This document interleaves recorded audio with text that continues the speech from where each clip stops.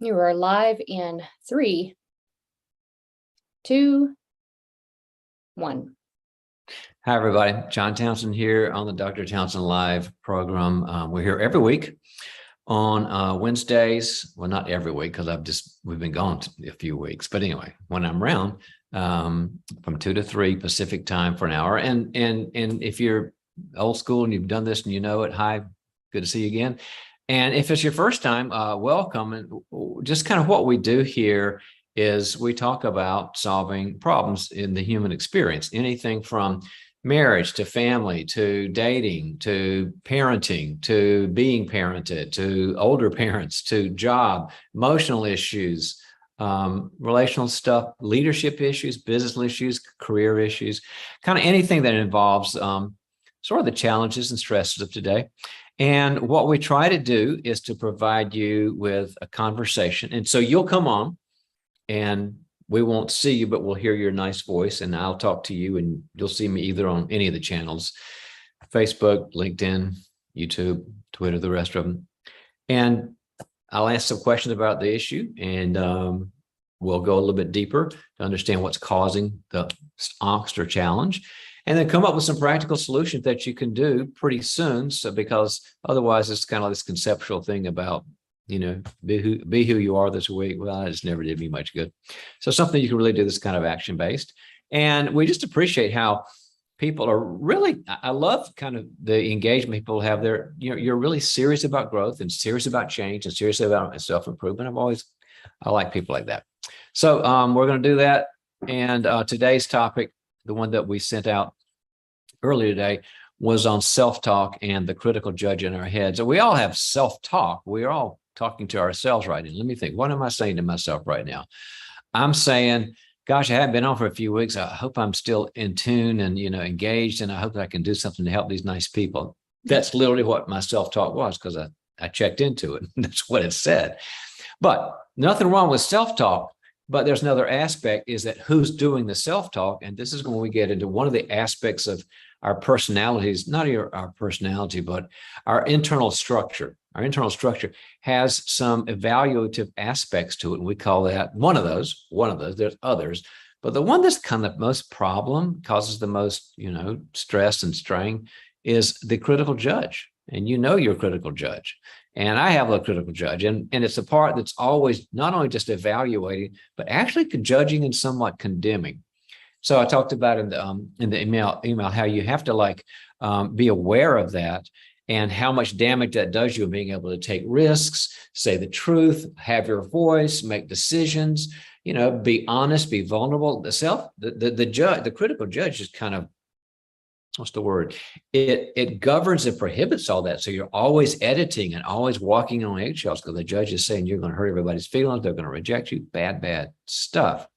And I talked about what do you do about that? Well, certainly you got to be aware of it. But the other thing you got to do is you don't repress it and say, I'll never think that again. Because, they say, don't think about a purple elephant right now. The repression is bad for us. What's good for us is to have safe relationships where you can say, this is exactly what I'm saying to myself with people that aren't that way, that are good to you and kind to you, and let them look at you and say, I'm big on looking. So texting's kind of hard, but you can do it, but it's not quite as good as looking. And them to say, so you think you really screwed up the thing with your kid last night, and you made a big mistake, and now you feel like you ruined everything. And I want to tell you that, yeah, you probably could have done better. I'm not going to blow smoke, but at the same time, I know how dedicated you are to your children and to be seriously about your parenting. You take a bullet for your kids. And I just want to tell you how much I respect your parenting. That's what begins to transform the critical judge into a healthy judge. So wanted to remember that. Stacy, our great producer, you're here now. You want to say anything to these nice folks before we go to the first call? Yep, your first caller is already on the line. So caller, hang with us just for a moment, if you will. And I'll give everybody just kind of a little bit of a rundown. First of all, welcome to the Dr. Townsend Live Show. We're so glad that you are with us for this hour. And John is excited to be here as well. And he is here to help as many of you as we possibly can today. If you are calling in, then you already saw that the dial-in number is 1-877-853-5257. Again, that's 1-877-853-5257. And once you dial that number, you're going to use meeting ID code 876-5437-2012. Again, meeting ID code 876-5437-2012. And when you enter the waiting room, go ahead and disable your camera for privacy purposes. We want this to be a call-in show only. So we don't need to we don't need to see you, just hear you so you can talk with John. And our first caller is live with John. So go ahead and tell us your first name and where you're calling from. Caller, are you with us? Hello. There you are. Hi. I'm with my husband and I here today, Ron and Renee Chadwick. Hi, guys. Where are you in the country or world? We are close to Austin, Texas. Wonderful. Well, welcome. And what's your question for today? I didn't have one just yet. I was just calling to listen in. Okay. Well, there's no problem with listening in. You can always you can go to John's Facebook page, Twitter page, LinkedIn, YouTube, Instagram. You can listen on any one of those platforms.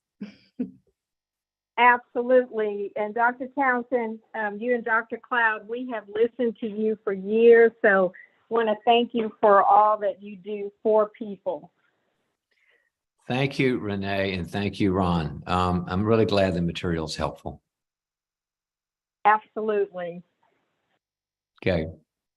So, sometimes we're window shopping and then the store clerk comes out and says, what do you want to buy? And that's what we did with you. So welcome. And hope you anytime you have a problem or question, give us a call when you're not window shopping. All right. Take care. She was just window shopping, Stacy, hit the wrong button. We all do that.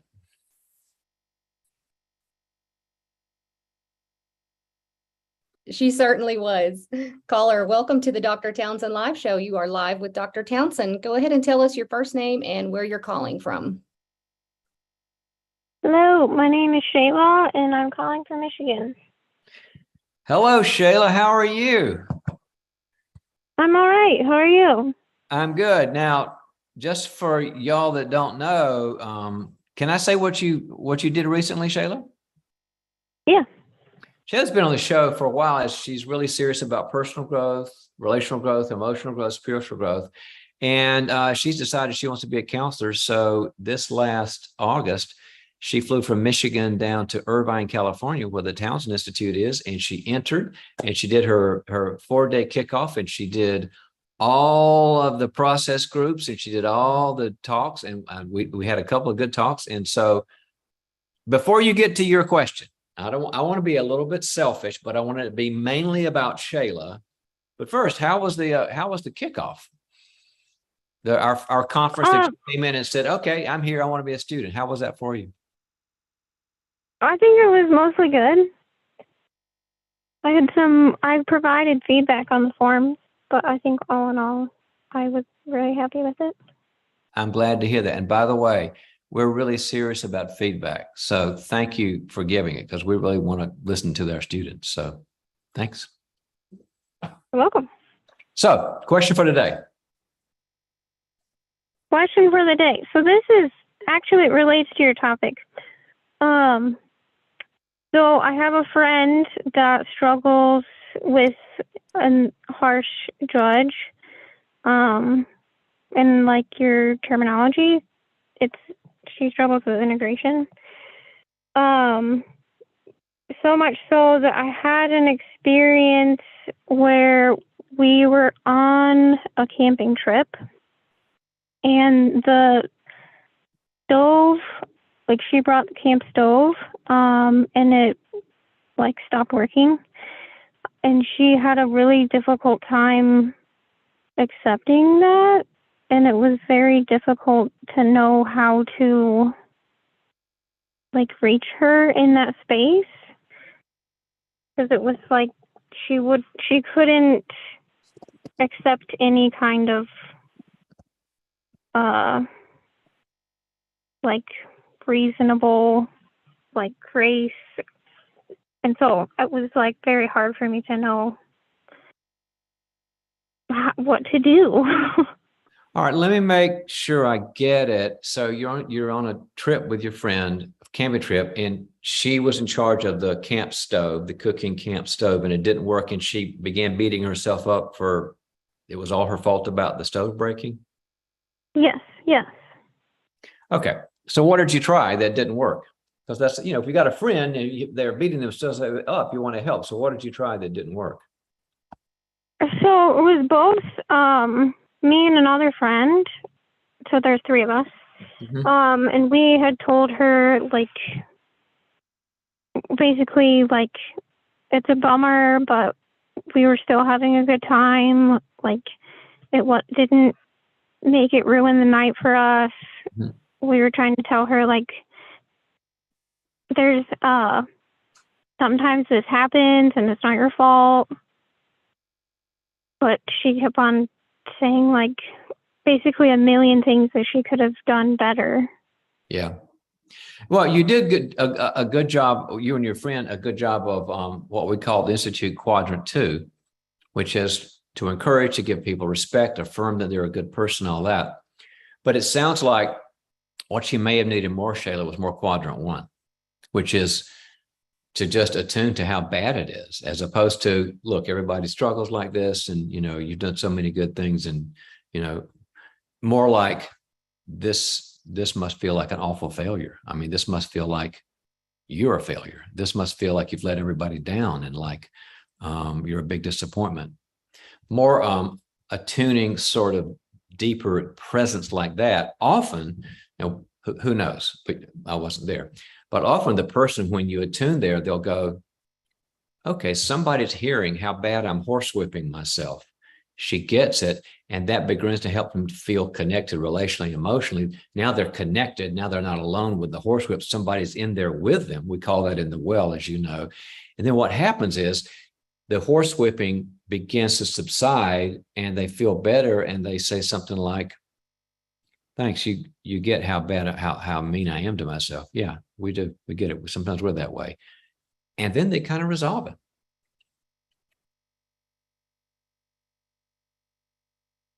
What happens if they can't accept?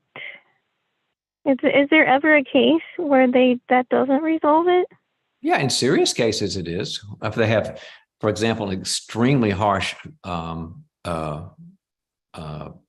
judge. Let's just kind of do a quick role play on this. So you're beating yourself up, and I say, I know, Kim, it's just awful.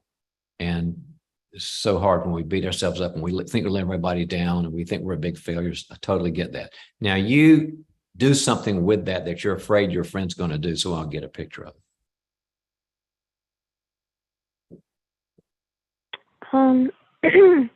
Yeah, this is awful. I've ruined the entire night. I should have thought of this, and I should have checked on everything. Mm-hmm. Yeah. I've ruined the entire weekend. Yeah. Kim, I know exactly how it feels. Are you open to another perspective on this, or do you actually believe objectively it's all ruined, that me and Sally are having an awful time? Are you open to a different perspective, or are you absolutely sure that you've ruined our time? I'm absolutely sure I've ruined our time. Okay. That's I feel a little bit pushed back on that, because if it feels like this, let's call it a judge. The judge in your head is telling you, Kim, that you know how Shayla and Susie are feeling, and you don't. And so I feel kind of pushed away, like I don't get a voice in that. I, Shayla, don't get a voice in telling you what I feel. You follow me? Yeah. So could you be open that there's another viewpoint here?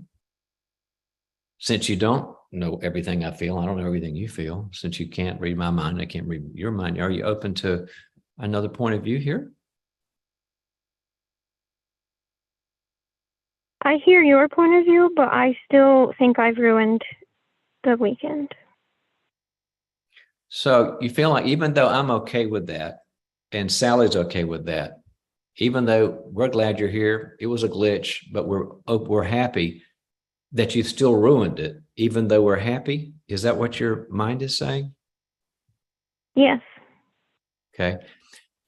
You know, I'm into this self-growth stuff and everything, Kim, and, you know, this counseling psychology stuff. You ever heard the phrase cognitive dissonance? No. It's when you believe two things that are incompatible. For example, if I said to you, Kim, it's daytime and nighttime right now, would you go, oh yeah, they're both true right now? Or would you go, well, that doesn't make sense? The latter. It is the latter, because it can't be daytime and nighttime right now. And for you to say you've ruined our night and we're saying we're happy, that's like saying it's daytime and nighttime. It's a dissonance. It's two realities that cannot exist in the same place. So something's got to give. Am I making any sense at all? Yes. Okay.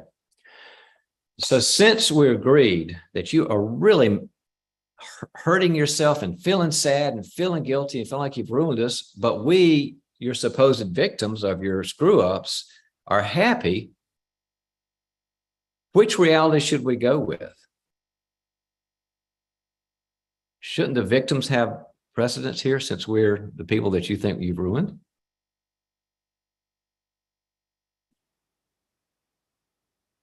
I think that you guys think that it's not ruined, but I still do. Okay, so ruined for you. Even though we're happy, Yes. we know that people make mistakes. We make mistakes. We're having a great time toasting marshmallows and drinking Cabernet. Even though we're happy, you feel bad. It's a bad experience for you. Is that what you're saying? Yes. Yes. Okay.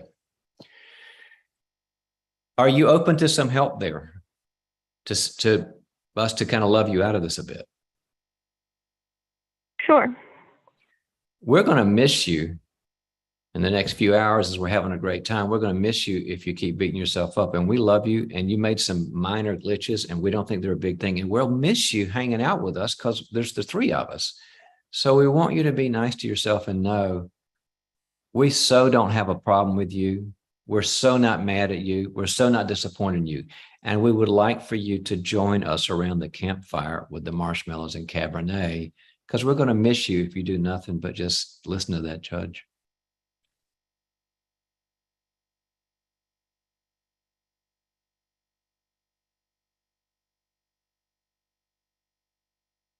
Okay, I'm gonna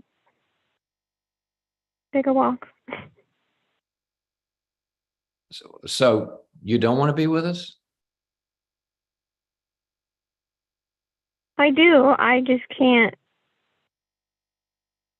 I don't think I'm going to be of any good. Okay. Well, I understand your need for taking a walk, and sure miss you and love to have you back. And even if you're still mad at yourself, we're okay with that. Okay, cut. Okay, Shayla, you know how when I do a role play, I always tell the person, what's one skill that you picked up that you can use? Because that helps everybody in our community know. What's one thing that you picked up that is, maybe I can use this with my friend? Because I did probably 8 or 10 things, but I just want you to think of one that comes to mind. Yeah. Well, I think that it was, you clarified. You clarified basically who was disappointed. Oh, yeah. Yeah. And then with that, you basically were drawing it out to make sure that they understood that nobody else is upset, but we understand that you are. Right. I wanted to attune to the pain, but I was not going to collude. We called it a collude, to collude with it and say that the judge is right. I'm just attuning with it. You can attune to it without saying, yeah, you do suck. You're the worst person in the world.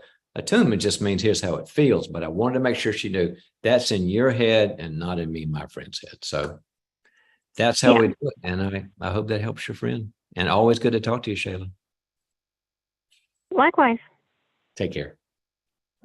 Thank you. You know, it was a really good example. There were some people, and you might be one of these people in our community, that even if people are nice to you, that judge keeps saying they're just being nice to you, they're just being polite, you really are that big a jerk.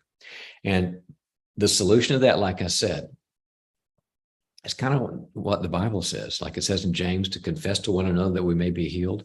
You got to bring that out in relationship, not with a judgy person, but with a person that goes, yeah, you missed the account, you were late, whatever. But regardless, I'm on your team. The biggest problem people have is they try to do good things to get rid of the guilt instead of realizing what they are. And it's sort of like, if you're a Christian, that's the craziest solution of all. Like, okay, well, I'll help 10 old ladies across the street because I was too harsh with my child yesterday and too mean. Well, that's just the law. And we will always fail with the law, as opposed to, I wasn't good to my child. I wasn't that balanced, love, and truth parent. And I need somebody to say to me who believes it, I know you screwed up and I am for you and I'm not mad at you and we'll work this out. And that begins to disintegrate the judge. It doesn't disintegrate it. We need a judge, but it does modulate it to become from critical to a balanced, healthy judge. Very true, John. Thank you so much for that. That was great. And I'm glad that Shayla was able to make it to conference and that she called in today. Yeah. Your next question comes from Catherine over on LinkedIn. And she says, John, thank you for doing this. And I'm sure you've heard this question a million times. I've been married for 20 years. And I am finding it very difficult to have the courage to say no to my husband when there are things that he is doing or saying that are clearly going against my personal boundaries. It could be anything from, trying to make me do something that I've expressed in, clear boundaries that I do not want to do and am uncomfortable doing, to saying things or contradicting me in front of our children, which I've also expressed. How do I get the guts to put my foot down with him once and for all, and so that we can move forward and not look at a possible divorce? Okay. I'm sorry to hear that, Catherine. It sounds very painful and difficult and a lot at stake here. It's always best when you go, I know what my limit, my boundary needs to be. Don't contradict me in front of the kids, and don't shame me in public, or whatever these bad things are. Once you know that they're not okay, and that you have mentioned them and it's not changing, but you say, I'm scared of doing it more. Basically, that comes down to a why underneath it, because you've done it once or twice, but it continues behaving. And so people have generally three fears about setting limits and boundaries, Catherine. And especially since you've done it, you keep thinking this thing is going to escalate and bad things are going to happen. So I'm going to tell you the three, and then sort of give you a little menu to think about and what to do about it. The first one is, if I push it further, my husband's going to withdraw from me. It's called stonewalling in the research, where he just shuts down. He's there presently, but he's not there emotionally. It's sort of like he goes into a dark place. He's not yelling and screaming and stuff. He just shuts down and you can't reach him. And when you can't reach your spouse, whether you're the husband or the wife, you go, is everything okay? Yeah, it's okay. And everything's for sure not okay. And stonewalling hurts when we lose relationship, because God meant us for relationships. So when somebody that's important to you, what's more important than a marriage relationship? When somebody's important to you and then you can't reach them because they're in this dark, shut down, sort of pouty place, it's horrible to have one of your primary attachments go away. So one is the risk that he will shut down and withdraw. The second is the risk that he'll go the other direction and get angry. Like angry, like escalate into rage or yelling or threatening, or just getting the red face and not the higher voice. What am I trying to say? The louder voice. And conflict from someone that you love is hard. And so the second was when we go into a conflict avoidance place, because I don't want to trigger that. I've seen them get mad before. And it's not good. The third one is guilt. Our old buddy guilt. The gift that keeps on giving. And that's the one where we're not afraid of losing relationship, Catherine, and we're not afraid of them escalating. We're just afraid of wounding them and damaging them. And so we don't want to, depress somebody. We don't want to make somebody lose their good day. We don't want to make people uber discouraged. And so we kind of treat them as fragile. So those are the three. Now I'm going to go back. I just gave you, see, in my mind, everything's a DX or an RX. If you're going to see your doctor and you say, I've got a fever, your doctor, she or he's going to say, well, let's see, the DX is, you've got a viral, or you've got an antibacterial, or you've got a thyroid condition. That's a diagnosis. DX is diagnosis. I just gave you three possible diagnoses of why you're afraid. Now I'm going to give you three corresponding RXs, like when you go to the drugstore and you want to pick up a prescription from the doctor and you take it there. That's the RX, diagnosis and prescription, DX and RX. I'm going to give you the RX for each of these in turn. First one, I'm afraid that I'll lose a relationship. You got to have a lot of relationships. That's why I talk about in People Fuel, my book, that there's a life team you got to have, that no one should have the kind of power over us that they're the only love object, the only person that we can put all of our love, gerbils in that basket, because of take it away. We're jacked. I mean, we're hijacked. So you got to have a lot of people. So one person says, I'm going to pout. You go, oh, it's so sad. I'll be with Sally and Susie tomorrow night if you don't want to talk to me. So don't let yourself get in an uber dependent position where they're the only person that can meet your needs. Spread it out. The second one, I'm afraid they're going to escalate and yell and scream and get mad. Well, that has the best thing I know for that, and I've seen it kind of work most of the time, is role play the conversation with somebody safe and say, and then I say this, and then Tim says, well, you always do that, and you do this, and everybody, and he starts escalating. And there's ways that we role play where I got to write a book on role play. It's just happens so much anyway. And then you kind of have the conversation, and then you just keep watching the show, because I always do something. And then you kind of realize, oh, I walked through it and I got a little training from it with this safe person. I practiced talking to them and they acted like the escalating person.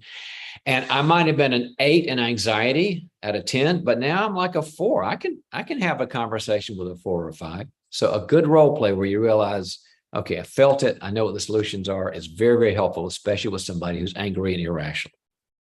That's number 2, RX. The third one is more to do with begin to make a distinction in your head between hurting and harming. Hurting and harming. We should kind of dysregulate each other. I mean, that's what the Bible says. I mean, David said, let my friend smite me. Smack. Let my friend smite me. It's a blessing to me, because I don't mean literally, but I mean that we're supposed to, sometimes, tell each other truths. And I mean, I've got my friends tell me those kind of truths all the time, and they smite me in a way. And it really helps me to grow. But that's different between hurting someone, which means causing discomfort, and damaging someone where there's some wounding there. They're very different. And the problem with most of us is that we get those two mixed up, Catherine. And this is a process we call fragilizing. And fragilizing is we make everybody into a China doll, and we walk on eggshells around them because they think we're going to fall apart and have an awful life. And we should never wound somebody, or especially if somebody's truly fragile. I mean, really fragile, that's one thing, but 90-some% of the people you're in touch with are not fragile. They're just sensitive and reactive and resilient, but they get over things. And when you clarify that up, then you don't feel so bad about it. So pick which one of those you and your hubby are into, which one he does, and work on that one. And it should make things better, and good luck. Great help, John. Those are great answers. I even got some notes from that myself, so thanks. Well, and you're a growth monster, so, whenever you're taking notes, it means something good's happening. So, but it's really true, Stacey, that we have to have an understanding of where it's coming from and what it's about, because not all fears are the same. Mm-hmm. We teach at a lot of the Institute. I mean, like we mentioned that Shayla is part of the Townsend Institute. And it's kind of what we do there is that we have a fully accredited graduate program. All the checks have been checked. terms of accreditation, and we're fully online. And this kind of stuff is what we teach, but in 3 programs. One is in counseling, where Shayla is. You can get a credential or a master's or a PhD. One is on executive coaching. You can get a credential or a master's in coaching. And one is in organizational leadership with a credential or master's. And we teach all the skills, but we also teach the personal stuff. We teach the tactical, tasky stuff, the task of that profession, but also what are the relational, personal parts of that. And tons of students, they're getting great jobs now. So if this is your time for your, I don't know, your 1.0, your 2.0, your 3.0, let us know. Several times a year, I think in the next few weeks, our next one is we have a thing called an information session. And it's just a couple of hours where I'm there online and all the people that are potential students show up, and we just answer questions from our directors of our different programs. And I talk about what we're doing. And that's how, once you know you're interested, that's how you get the real information, is good on the information session. And Stacey will put the link for that. But that's kind of where all of this approach comes from. So I hope it's helpful. Okay, I just want to remind everyone also that it is a call-in show. We love to read your questions to John, but he also enjoys being able to talk with you. So if you're watching live now and you have a question for John, dial 1-877-853-5257, 1-877-853-5257, and then you'll use meeting ID code 876-5437.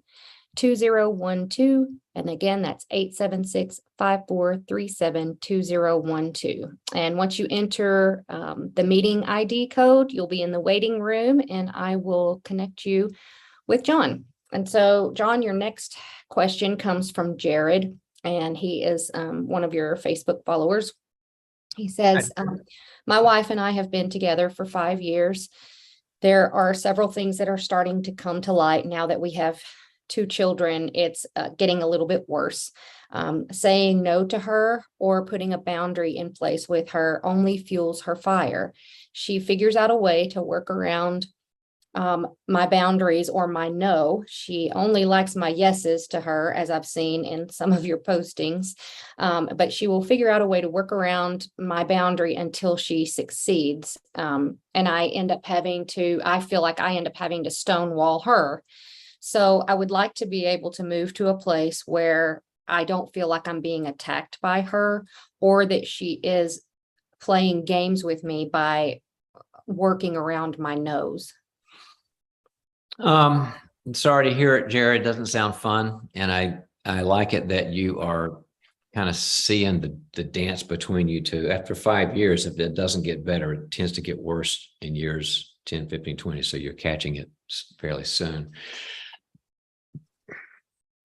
The number one thing I would talk about is that sometimes you talk about, we talk about a problem, and we would call that a content problem, like when the babies go to bed, or what do we do with the credit card debt, or what are we going to do this weekend, or whatever. Those are called content problems. They are the issue du jour, the thing we're talking about. But if you're noticing that, I mean, she sounds like somehow she's a faster verbal processor than you are.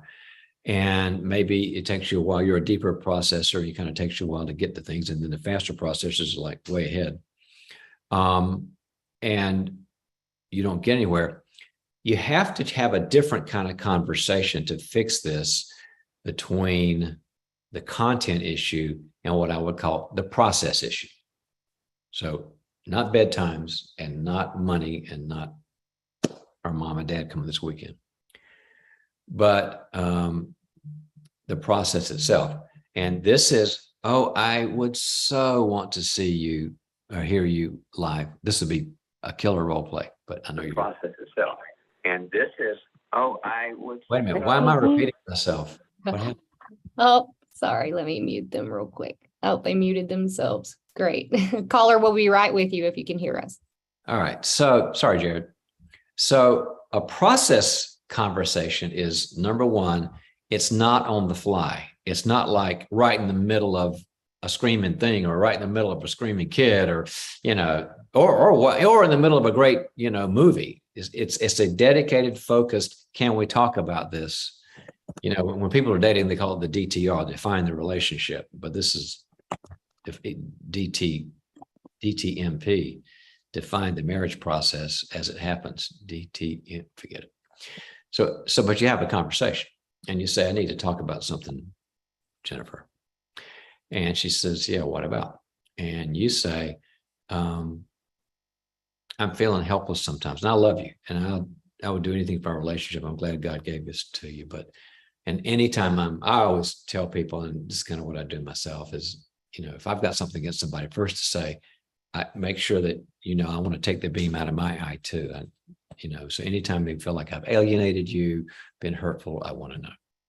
So they kind of know there's not this parent-child thing where you're just making it a problem. So you get all the preparatory stuff done, Jared. And then you say, in a kind of a non-defensive way, there's something that goes on between me and you. When we agree, it's great. But especially when I feel like I want something you don't want, I feel like, and maybe it's me, if it is, tell me, but I feel like I'm going to get sort of all the reasons I'm wrong instead of both of us coming together. And so I don't feel like we're a team here in these issues that I'm talking about. I don't feel like we're a we. I feel like I'm this kind of dumb person who's around a really smart processor, and there's not a lot of listening. And I guess what I'm trying to say, Jennifer, is I love a lot of us, but when this happens, I feel lonely and I feel kind of helpless. Like, okay, just give up. And what I would like is a better way to have conversations between us where we can disagree and still feel good. Now, you know, if you've been watching the show anytime, the 4 stages of severity that I always talk about, especially with people that are writing in and not talking because I don't have the feedback from you. Severity, none, which means I don't have a problem here. Then there's mild, then there's moderate and severe. So if your wife is mild, she'll say, I had no idea I made you feel lonely, and I had no idea I made you feel helpless, and I don't want you to feel that way. So what do we do? And you solve it. And then you get like Henry Cloud's book and my book. We wrote a book called How to Have That Difficult Conversation. All these skills are in there. And it's mild. If it's moderate to severe, then it's more like, yeah, but look what you do. And I never do that. And severe means super denial and more attacking, and moderate means kind of a combination. But then you have to go to other methods. But all that's in the book as well. So I hope that helps, Jared. And I hope that you feel connected and loved and valued, and more than anything, with your wife, heard, H-E-A-R-D, because there's a hurting problem, H-E-A-R-D problem that we're trying to solve. Good luck. Great advice, John. That was awesome. Caller, if you can hear us, you can unmute yourself, and then you can talk with Dr. Townsend. Tell us your first name and where you're calling from. Caller, are you with us? There they are. Okay, Hello. welcome to the Dr. Townsend Live Show. Go ahead and tell us your first name and where you're calling from. Good afternoon, Dr. Townsend. I'm calling from Berkeley, California, and I actually met you about 20 years ago. What's your first name? My first name is Becky. Where did we meet, Becky? At First Presbyterian Church of Berkeley. You were giving a conference on for like the weekend on boundaries and. Oh, long time to hear that from someone, and I hope it was helpful and all that good stuff. So what's your question for today? It really opened my eyes to sort of our family dynamics. My mom was a twin, so we have a lot of kind of boundary issues within our family. But the reason I'm calling today is because I have a half sister who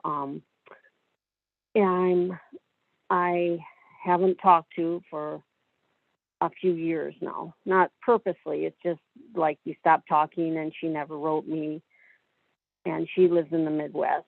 And and I got so busy taking care of my elderly father, her stepfather, and my own family that I just, we just kind of lost touch.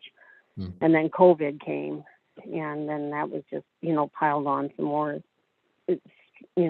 things in our family. So, and so the Lord kind of was working.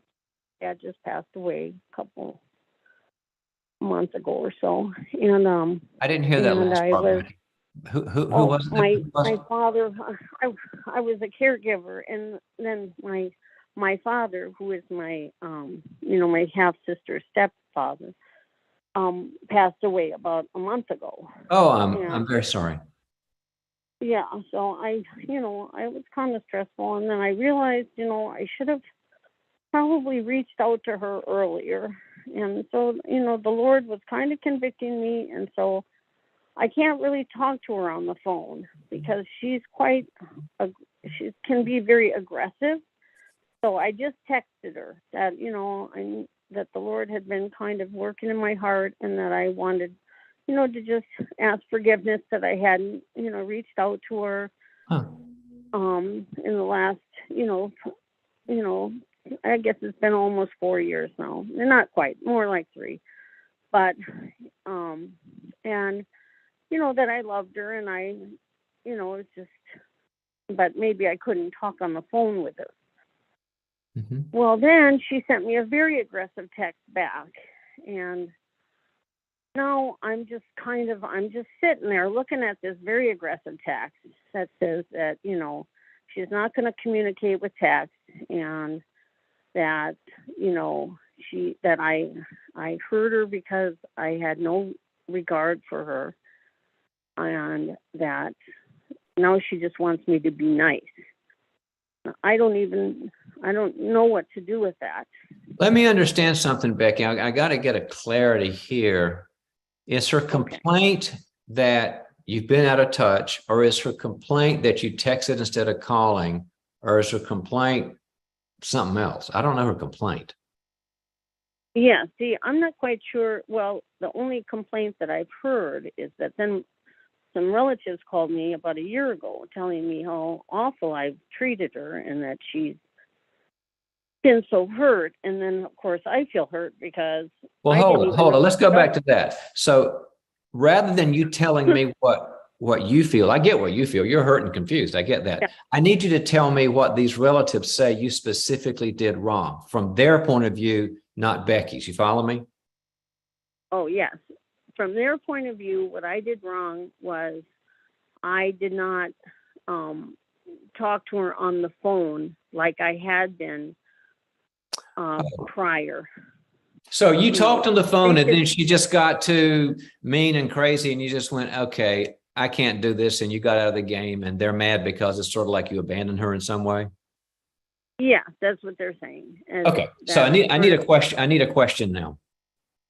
Well, no, I'm just, the Lord's been working in my heart, and then when I did call her, she never wrote my dad a letter. She never reached out, and, my dad was like, maybe we should call her, but then he didn't really want to talk on the phone either because he had some issues with talking on the phone. And then I just decided I didn't like talking on the phone. I didn't like her just calling me and then me having to spend 2 hours talking to her on the phone. I didn't like that. Becky, I kind of get it. So I need a question.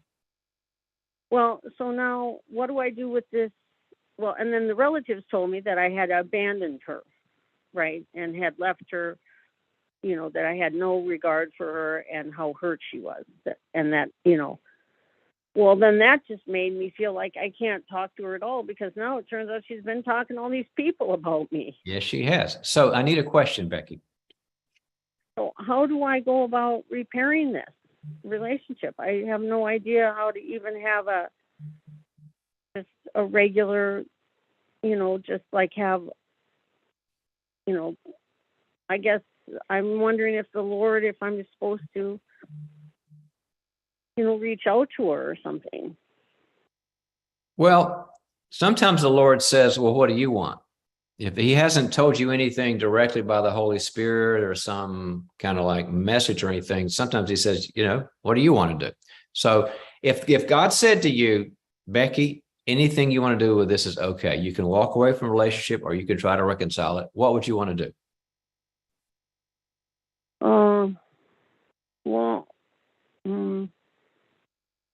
I would say I guess I feel very hurt by her because I think she's right, Becky. I want to know what you would want. Christian. What do you desire, Becky?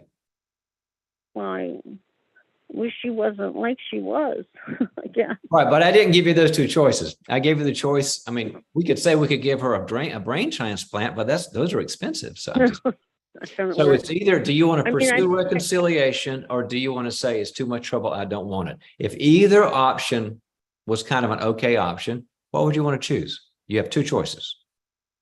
I guess the Lord is telling me that I'm supposed to have fellowship with her because I'm worried that she might not know the Lord or. Yeah. Okay. All right. So. I think that's kind of the high road, and I think that's a good choice. And so, I know what I would. I don't trust her with anything. Well, hey Becky, I get it. It's bad and it's serious, so I get it. I think you need a third party. I think it's too crazy, and now that you got tribes coming against tribes here, and years of like bad stuff, I think for you to sit down and have high tea with her and say, I want to work it out, I think it's too serious for that. So I would suggest this is call her or text her or whatever and say, Julie, it's been hard between us and I would like a better relationship, but things have been so painful for us for so long. I would like for us to go see a Christian counselor together and work this out. And I would be glad to work this out with with logistics and stuff. But I think it's beyond us having a reconciliation conversation. We can get a pastor, we can get a therapist, we can get a spiritual director, but I would like a third party. Now, she'll do one of two things, or maybe three things. She'll either go, okay, and you pay for it. And I would go, yeah, I'll pay for it. I would take the high road there. And then you get to around somebody who can get past all the years of crazy messages and toxic stuff. Second thing she does is she goes, no, we can solve it. And if somebody said we can solve it, I would probably say, I'll give it an hour. I'm skeptical, but okay. And you'd meet somewhere neutral and you give it an hour. And if it blows up, then you say, okay, now we need a pro. But I think if somebody said that, if she said that to me, I would go, well, maybe there's a chance that she would be able to see both sides. If she's even saying that, that's kind of a good sign. So I'd probably try, but not more than an hour. And the third thing, she goes, I don't want anything from you anyway, except a deep apology for everything you've done and, repenting in sackcloth and ashes. And I would say, return to square one. I'm glad to repent of anything, but there's a two-way street here. So Becky, good luck with that. It sounds crazy, and I'm glad you're choosing some kind of redemptive path, and I hope it works. Take care. Thank you. Thank you, Doc.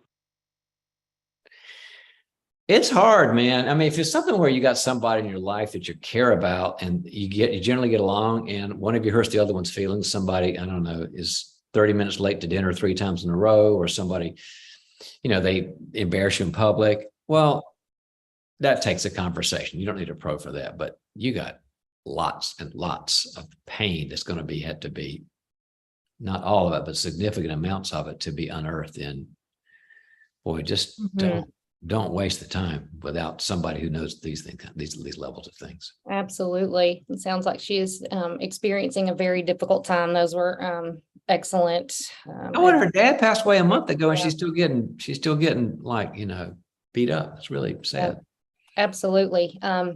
Before I go on to the next question, I just want to say that I know you as well, John, are thinking about everyone in Florida who is dealing with the horrible hurricane right now and just horrendous flooding. So just know that our thoughts and prayers are with each and every one of those families going through that. And did you have anything you wanted to say about that? No, I but didn't want to cut you off, but I know you agree. I'm glad you said that, Stacy. It's awful, and our Floridian brothers and sisters need their prayers. So difficult.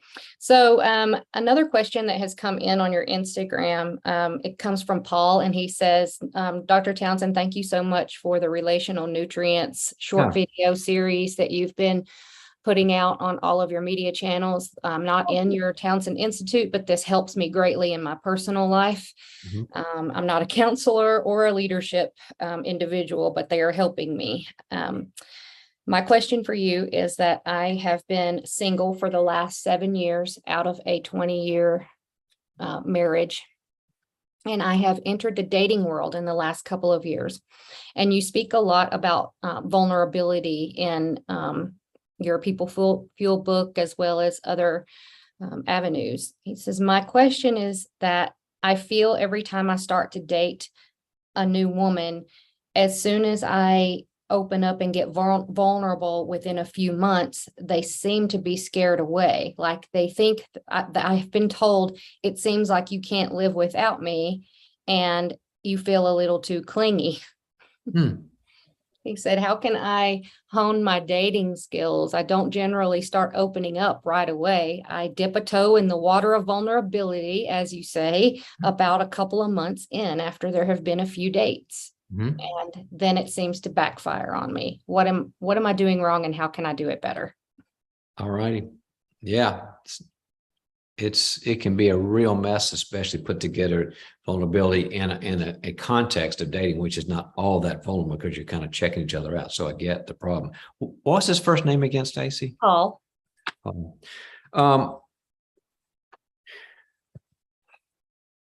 Well, if it were at all possible, and I'm just going to put it out there, it would be wonderful and healthy and like so informative for you to call these last three up and say, you know, I'm on thanks for the feedback, and I'm sorry it's not going to work out, but I'm really on a personal growth journey here. And I would love to know more about my clinginess and that I can't live without you. Can you tell me what specifically I either said or did, my actions or my words? Because I don't want to be that guy, and I'm not even aware of it. So I'd love to know. Now, you'll get some trash in all that, but you could get some real nuggets where people used that, like maybe the last 4 people, and you go, goodness gracious, there's a theme here.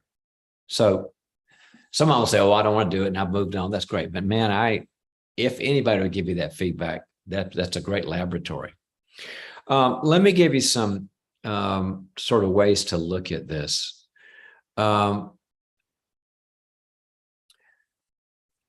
You have to be different in vulnerability than you are in other relationships, because like I said, they are relationships where nobody's really committed yet. It's sort of evaluating all kinds of things, what kind of personality a person has and interest, values, job, looks, faith.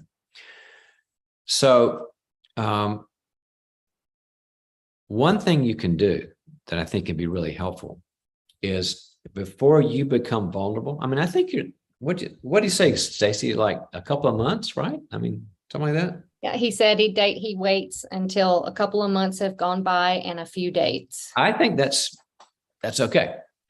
But what I would probably do first is to draw out the other person's vulnerability.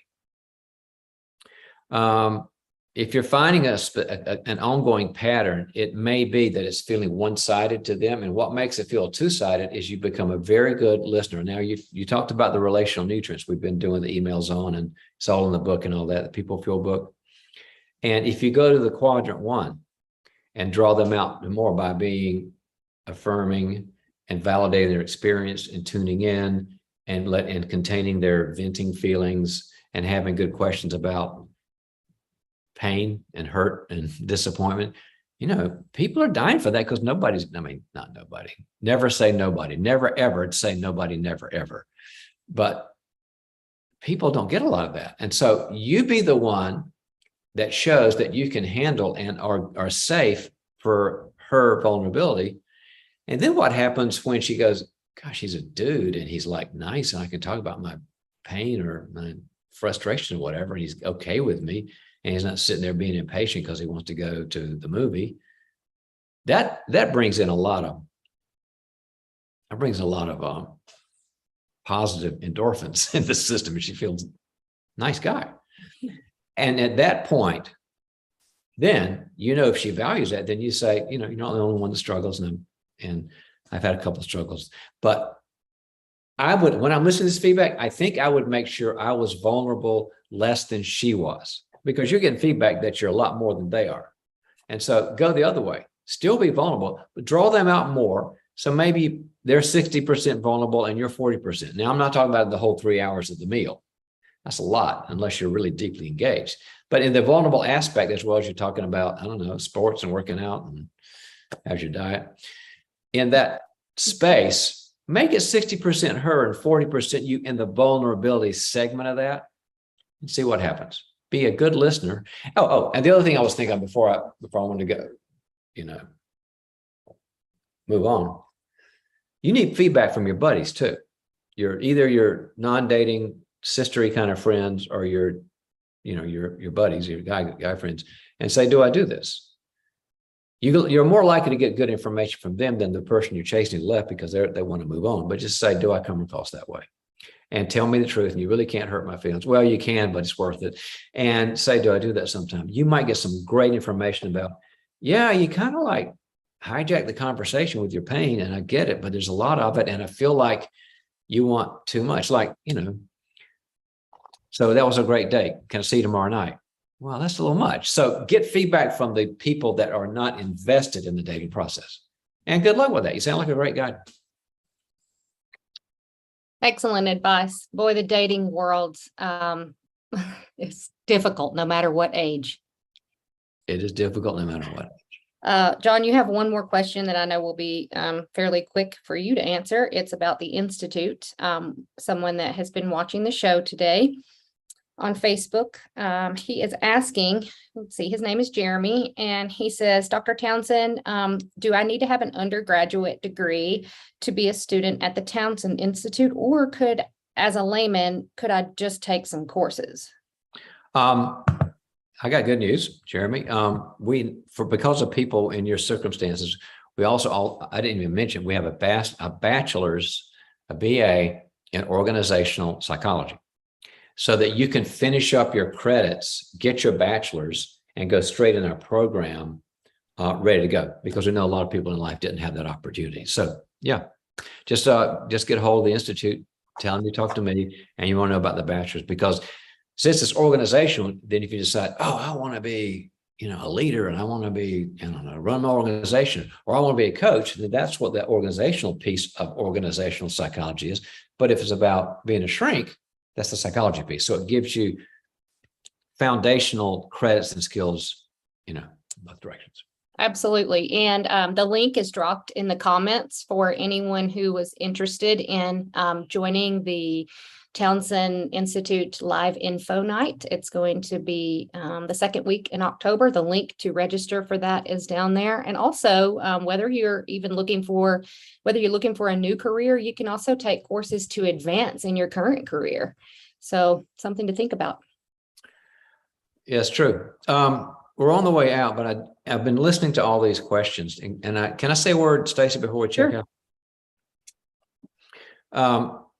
If there's a theme about these calls we had today and questions, it's how do I do better?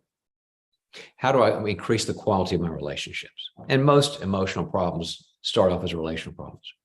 Some of you said, well, I get shut down because I get scared of somebody hurting somebody's feelings or somebody blowing up at me. And some of you said, I'm coming across in a way I don't know about. It's unconscious. But the theme is, everybody wants to improve the quality of their relationships. And what I'd like to invite all of us to do is to make sure you have a team of people, 3 to 10 people that are committed to growth and change and have great values and are willing to spend time, not just to fix you. I'm not talking about a counselor or a pastor or a coach. That's supposed to have that, but people who are into growing together, because we find ourselves in the presence of others.